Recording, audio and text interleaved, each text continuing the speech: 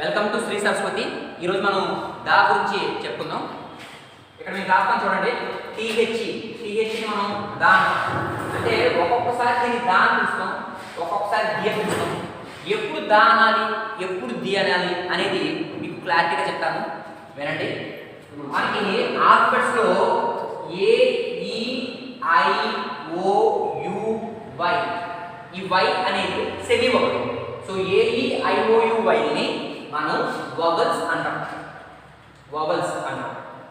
Okay, vowels అంటే అక్షరాలు.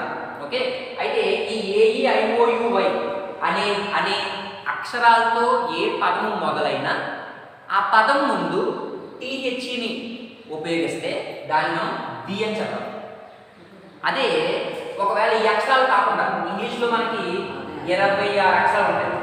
ఈ అక్షరాలు కాకుండా రిమైనింగ్ అంటే బి కానీ, సి కానీ, డి కానీ, ఎఫ్ కానీ ఇలా వీటిని మనం కాన్సోనెంట్స్ అంటాం. కాన్సోనెంట్స్ అంటే హల్లులు, వొవెల్స్ అంటే అచ్చులు, కాన్సోనెంట్స్ అంటే హల్లులు. ఏఈ, ఐఓయువై అనే అక్షరాలతో మొదలయ్యే పదానికి మనం ముందు టీహెచ్ ఉపయోగిస్తే ఆ టీహెచ్ని ది అని చదవాలి. ఒకవేళ అవి కాకుండా కాన్సోనెంట్స్తో ఉపయోగిస్తే, అంటే ఇవి కాకుండా 26లో ఏఐఓయువై కాకుండా ఉన్న బిసిడి ఎఫ్ జెడ్ వరకు ఉంటాయి కదా, ఆ కాన్సోనెంట్తో మొదలయ్యే అక్షరాలకు ఉన్న పదానికి మనం టీహెచ్ ఉపయోగిస్తే దాన్ని ది అని చదవాలి. ఫర్ ఎగ్జాంపుల్ మనం ఇక్కడ చూడండి, యుఎస్ఏ అంటే యునైటెడ్ స్టేట్స్ ఆఫ్ అమెరికా. ఈ యుఎస్ఏ అనే కంట్రీ పేరు ముందు మనం టీహెచ్ పెట్టాం. ఎందుకు పెట్టామంటే అన్ని దేశాల పేర్ల ముందు టీహెచ్ రాదు. ఏ దేశం అయితే ఎబ్రివేషన్లో ఉంటుందో ఆ దేశం పేరు ముందు మాత్రమే టీహెచ్ పెట్టాలి. అయితే యుఎస్ఏ అనేది ఎబ్రివేషన్ ఉంది కాబట్టి, అది దేశం పేరు కాబట్టి దాన్ని టీహెచ్ పెట్టాం. సో ఆ యుఎస్ఏ అనే పదంలో వారక్షం యు అనేది వొవెల్ కాబట్టి వొవెల్తో స్టార్ట్ అయ్యే పదాలకి టీహెచ్ ఉంటే దాన్ని ది అని చదవాలి. అందుకే దీన్ని ఏమంటారంటే the United States of America. For suppose Godavari అనేది ఒక రివర్ నేమ్. అంటే నదులు, సముద్రాలు, పర్వతాల పేర్ల ముందు టీహెచ్ పెట్టాలి. అయితే ఈ గోదావరి నది పేరు ముందు కూడా టీహెచ్ పెట్టాలి కాబట్టి ఈ టీహెచ్ని ది అంటామా దా అంటామా చూసుకుంటే గోదావరిలో మొదలక్షరం G.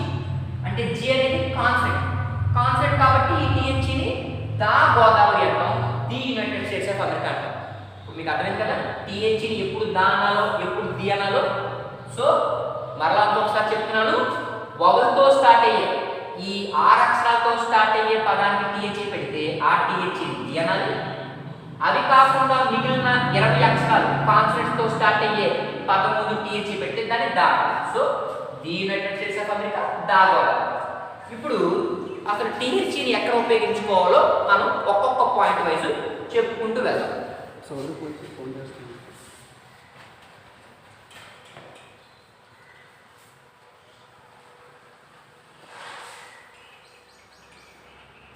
First point, before ordinal numbers. అసలు మనకి ఆర్డినల్ నెంబర్స్, కార్డినల్ నెంబర్స్ అని 2 రకాలు ఉంటాయి. యాక్చువల్గా చూడండి మీరు, మనం 1 అంతేకాకుండా TW2, 3 ఇలా అన్నా ఉంటుంది. వీటిని కార్డినల్ అంటాం. ఇవి కాకుండా ఈ 1ని మనం ఒకవేళ FIRST ఫస్ట్, అలాగే సెకండ్, అలాగే థర్డ్ ఇలా పిలిస్తే వాటిని మనం ఆర్డినల్ నెంబర్స్ అంటాం. అంటే ఫస్ట్ పాయింట్ ఏంటంటే దా ఎక్కడ ఉపయోగించాలంటే టీహెచ్ని ఎక్కడ ఉపయోగించాలంటే 1 2 3 4 5 అని పిలిచే కార్డినల్ నెంబర్ ముందు కాదు. ఆ 1ని ఫస్ట్, 2ని సెకండ్, 3ని థర్డ్ అని పిలిచినప్పుడు అక్కడ దా ఫస్ట్, దా సెకండ్, దా థర్డ్ అంటారు. కానీ దా 1, దా 2, దా 3 అంటారు. సో కార్డినల్ నెంబర్ ముందు కాదు, ఆర్డినల్ నెంబర్ ముందు ఉపయోగించాలి. సో ఆర్డినల్ నెంబర్ ముందు మనకు వస్తుంది. అంటే ఇక్కడ చూడండి, దా ఫస్ట్, దా సెకండ్, అంతేకాకుండా దా third.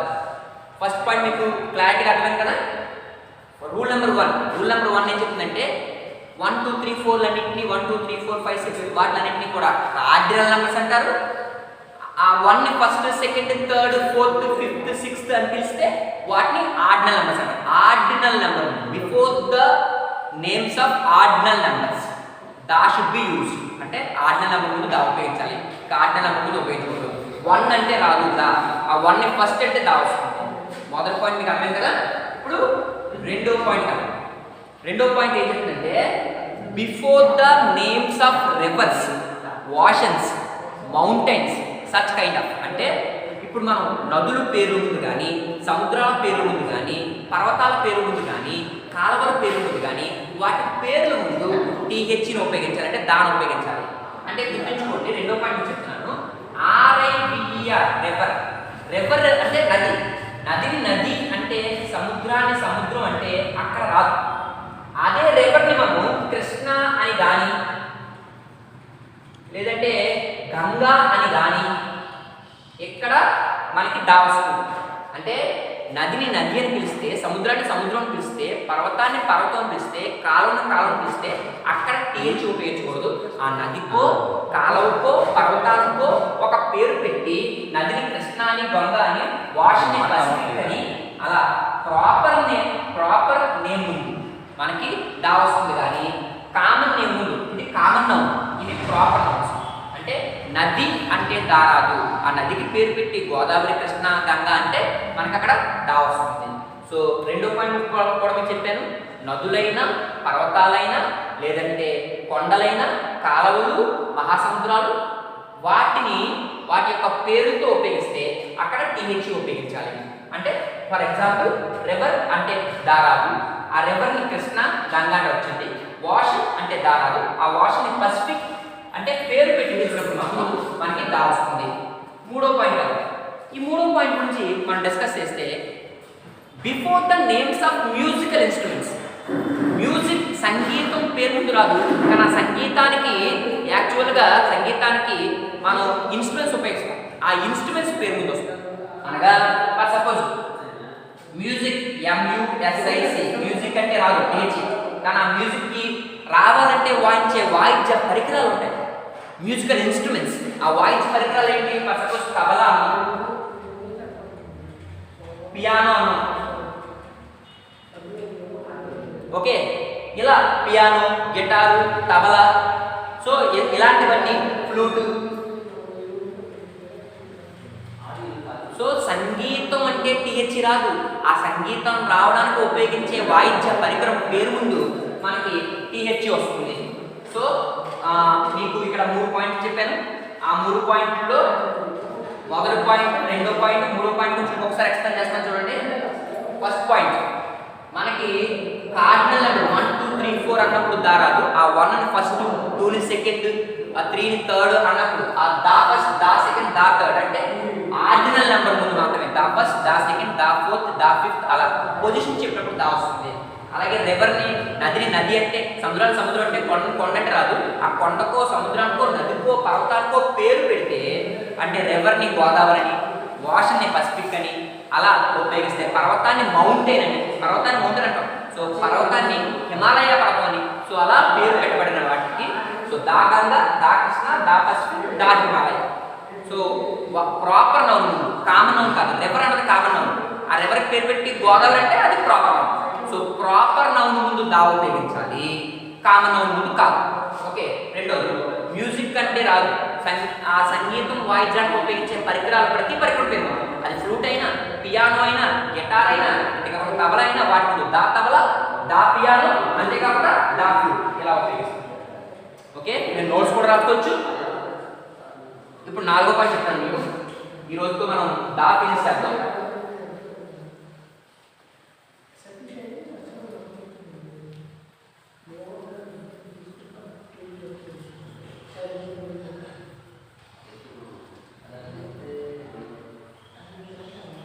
Okay, 4th point. Now we are discussing about 4th point. ఈ 4th పాయింట్ ఏం చెప్తుందంటే హోల్ రేస్, అంటే మనం ఏదైనా ఒక జంతువు గురించో, ఒక మనిషి గురించో, ఒక విషయం గురించో మాట్లాడేటప్పుడు ఆ ఒక్క జంతువు పేరు చెప్పినా, ఒక్క మనిషి పేరు చెప్పినా, ఒక్క విషయం పేరు చెప్పినా దాని జాతి మొత్తం రిప్రజెంట్ చేయబడుతుంది, హోల్ రేస్ రిప్రజెంటేషన్ అప్పుడు ఉపయోగించాలి. అంటే ఏంటి పాయింట్ వినండి. ఐ హ్యావ్ ఎ డాగ్, నా దగ్గర ఒక కుక్క ఉంది. ఇక్కడ కుక్కలు అనేవి ఉంటాయి. కుక్క జాతి అంతా నాది లేదు, కుక్క మాత్రం ఉంది. కాబట్టి ఆ కుక్కని పిలువబడే ఈ డాగ్ అని పేరు ముందు డా ఉపయోగించబడింది. అదే నేను డాష్ డాగ్ ఈజ్ ఫెయిత్ఫుల్ అన్నాను. ఫెయిత్ఫుల్ అంటే ఏంటి? నమ్మకం. అంటే కుక్క విశ్వాసం గల జంతువు అని అర్థం.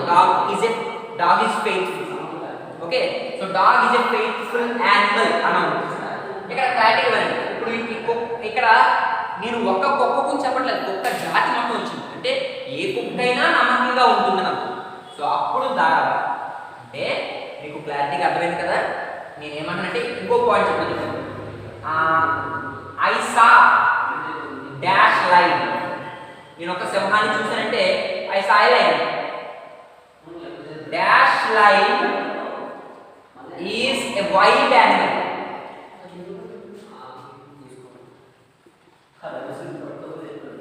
అంటే lion is a wild animal. అంటే ఇప్పుడు మామూలుగా అడవిలో ఉండే జంతువుల్ని వైల్డ్ యానిమల్స్ అంటారు. ఒక్క లైన్ నుంచి చెప్పలేదు. సింహం ఏదైనా కూడా అడవిలో ఉంటుంది, అదొక క్రూర జంతువు అనే ఉద్దేశంతో చెప్తుంది. ఎక్కడ చెప్పేది నేను ఒక సింహాన్ని చూసాను. సింహం జాతి మొత్తాన్ని చూడదు.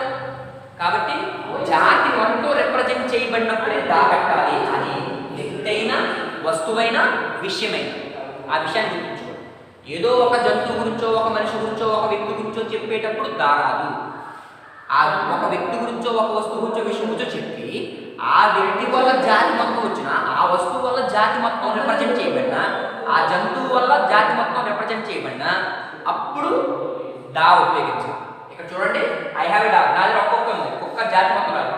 But dog is faithful. అంటే కుక్క అనేది విశ్వాసం గలది అంటాం. సో అన్ని కుక్కలు వస్తాయి కదా. సో అలాంటి వాక్యాల పేరు ముందు, అలాంటి వాక్యాల వాక్య అర్థం వచ్చే పేరు ముందు డా ఉపయోగించాలి. నాలుగో పాయింట్ కూడా క్లారిటీగా అర్థం కదా. ఐదో పాయింట్ కదా,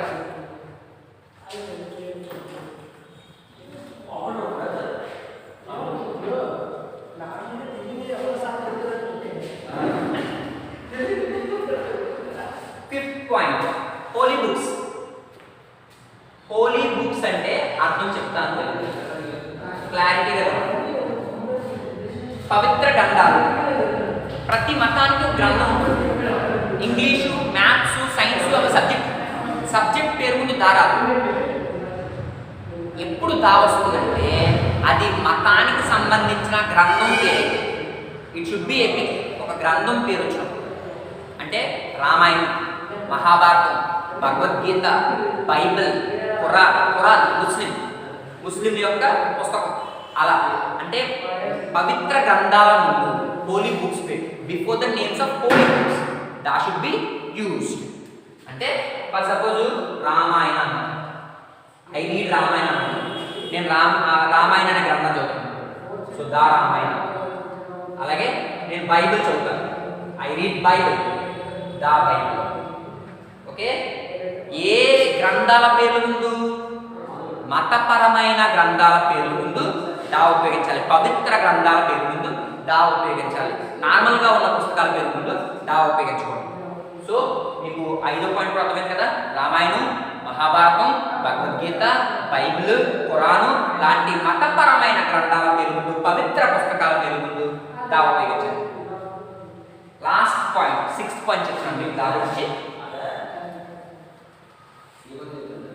okay, follow me right now, right here. Now the sixth point. Okay, clarity. అన్ని ఎబ్రివేషన్స్ ముందు రాదు. ఎక్కడ ఉపయోగించాలి, ఏ ఎబ్రివేషన్ ముందు ఉపయోగించాలి అనేది తెలుసుకోవాలి. ఇప్పుడు ఎమ్మెల్యే ఉంది.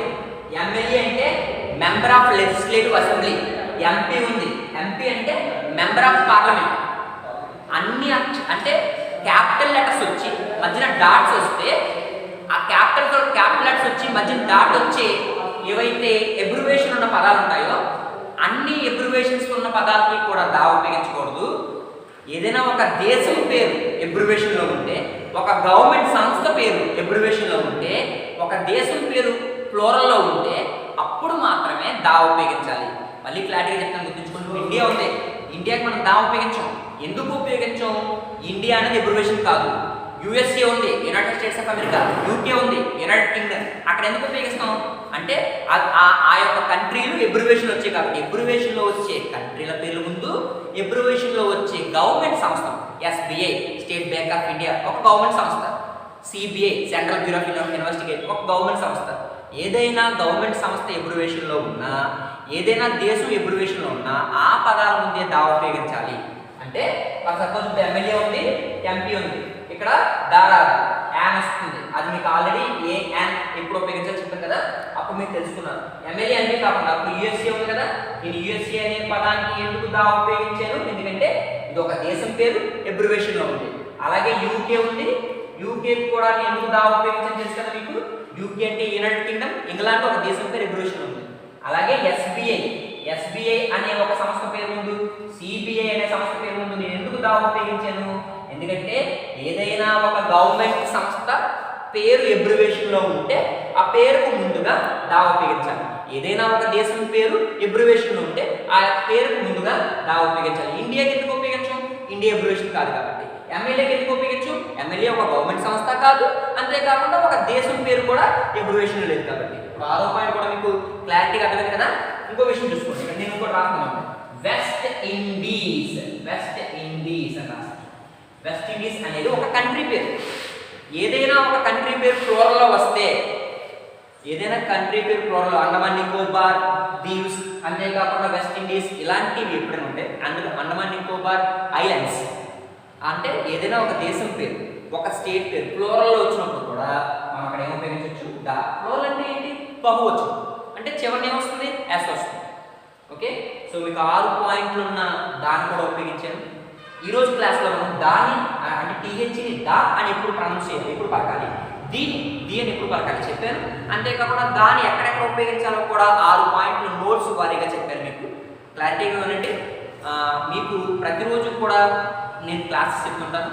అందులో ఆర్టికల్స్ కానీ, ప్రపోజిషన్స్ కానీ, అంతేకాకుండా రిమైనింగ్ గ్రామర్ పార్ట్స్ అన్నీ. అది మీకు డిఎస్సికి ఉపయోగపడుతుంది, టెట్కి ఉపయోగపడుతుంది. మీరు డిఎస్సికి ఉపయోగించుకోవాలన్నా, టెట్కి ఉపయోగించుకోవాలన్నా, అంతేకాకుండా కాంపిటేటివ్ ఎగ్జామ్స్కి ఉపయోగించుకోవాలన్నా, జనరల్గా ఇంటర్మీడియట్, డిగ్రీ అన్ని రకాలకు కూడా ఇంగ్లీష్ ఉపయోగించబడుతుంది. ఇంగ్లీష్లో ఎన్ని రకాల గ్రామర్ పార్ట్స్ ఉన్నాయో అన్నీ కూడా మీకు ప్రతిరోజు క్లాసెస్ ద్వారా యూట్యూబ్ ఛానల్ ద్వారా మీకు అప్లోడ్ చేస్తున్నాను.